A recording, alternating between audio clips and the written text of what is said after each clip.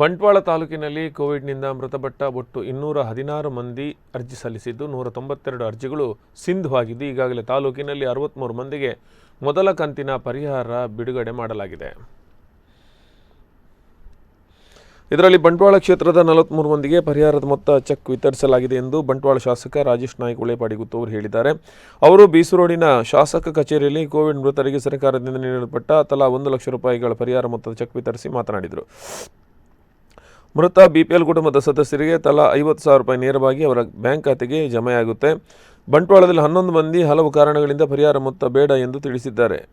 ಈಗಾಗಲೇ ಮೊದಲ ಕಂತಿನ ಪರಿಹಾರದ ಮೊತ್ತವನ್ನು ನೀಡಲಾಗಿದ್ದು ಶೀಘ್ರವಾಗಿ ಕೋವಿಡ್ನಿಂದ ಮೃತಪಟ್ಟ ಅನೇಕರಿಗೆ ಪರಿಹಾರವನ್ನು ನೀಡಲಾಗಿದೆ.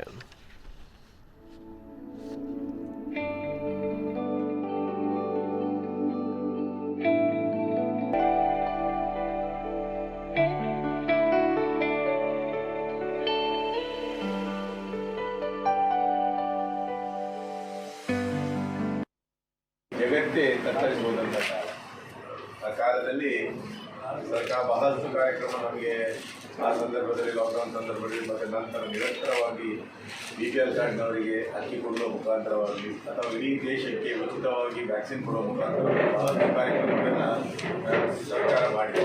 ಅದರ ಜೊತೆಯಾಗಿ ಕರ್ನಾಟಕದಲ್ಲಿ ಕೋವಿಡಿಂದ ಮೃತಪಟ್ಟ BPL ಕಾರ್ಡಿನ ಜನರಿಗೆ ಒಂದು ಅವರ ಪೂರ್ತಿ ದುಃಖವನ್ನು ಅಳಿಸಲಿಕ್ಕೆ ನಮಗೆ ಸಾಧ್ಯ ಇಲ್ಲ.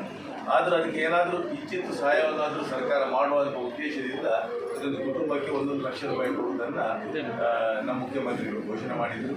ಆ ಪ್ರಕಾರ ಇವತ್ತು ಪ್ರಥಮ ಕಂತಿನ ಅಂದರೆ ನಾವು ಸುಮಾರು ನಮ್ಮ ಕ್ಷೇತ್ರದಲ್ಲಿ 43 ಅಂದರೆ ಒಟ್ಟು 63 ತಾಲೂಕಿನಲ್ಲಿ 63 ಘಟಕಗಳನ್ನು